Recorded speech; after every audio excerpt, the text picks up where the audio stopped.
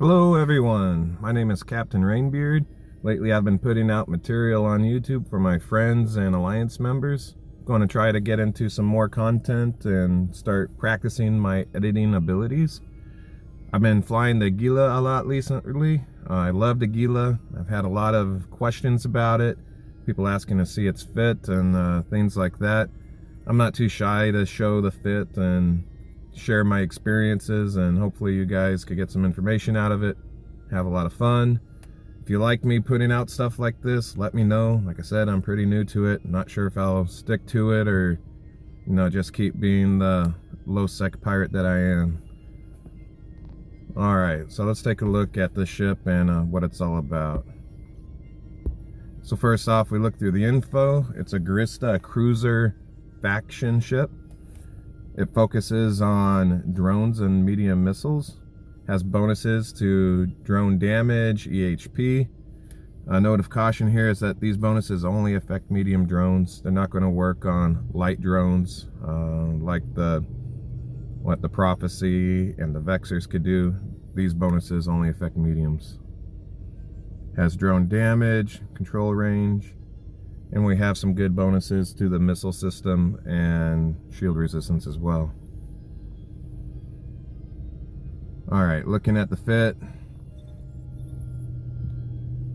I get to my fit.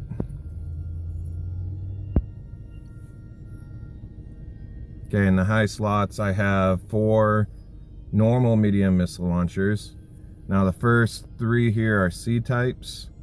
My last one is a officer module because I just don't have enough power grid. Looking at my power grid, I'm at 1,237 out of 1,245, so I just need a little bit more and I could squeeze 4 C-type missile launchers in there right now. As far as the power grid goes, my skills, I'm almost maxed out on everything that gives me power grid for cruisers. And I'm working on a few skills that are going to lower the power grid requirements of some other modules, and that should give me enough. Alright, for the mid slots, I love, if anyone has fought me or seen my fits before, I love my, not my web of fire. There it goes. I love my large energy neutralizers. I try to fit these things on every single platform I can, especially on cruisers because they have a lot of punch for a cruiser size ship and can make a big difference in a fight. This is a brawler fit, so I'm going to be running Warp Scrambler and my Predator Stasis Web of Fire. The 4 missile launchers combined with the Mach 9 drones give me a pretty respectable DPS. About 750 DPS, with it split pretty evenly between missiles and drones. Alright, for the low slots, you can see I have 3 medium Acolyte capacitor batteries.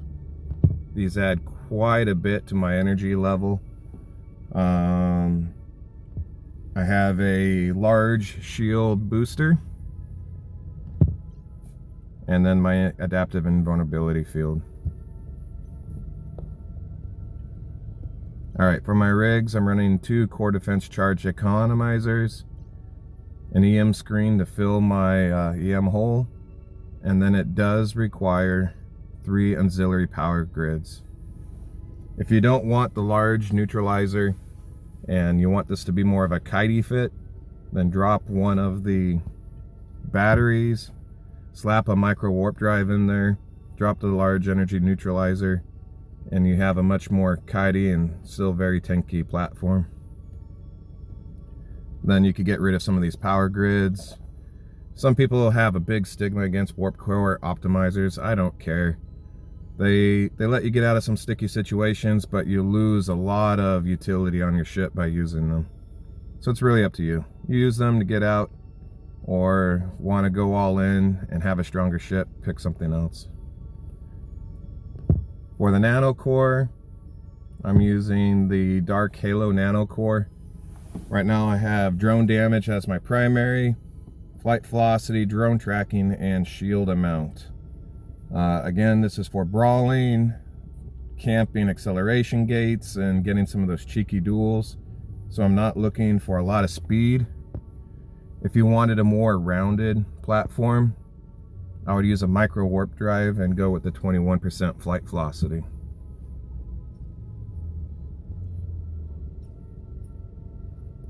All right, turning on my adaptive invulnerability field gives me a pretty good chunky defense of almost 5,300 effective hit points. That's really nice. And I have almost 70% across the board with a tiny hole in thermal resistance. Not too worried about it. The capacitor could run for a good 2 minutes raw, all on its own without any battery resistance. But after that, you could be permanently stable using the 3 batteries.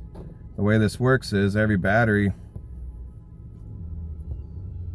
has an activation time of 25 seconds with a reactivation delay of 60 seconds. So running my large shield booster, my large neutralizer, scrambler, and webifier, I could cycle all 3 of my batteries, even at 0 capacitor, and nothing will ever shut down. They're timed just right to make this fit completely neutralizer immune. And as soon as this battery is about to go down, I daisy chain to the next one. You guys get the idea.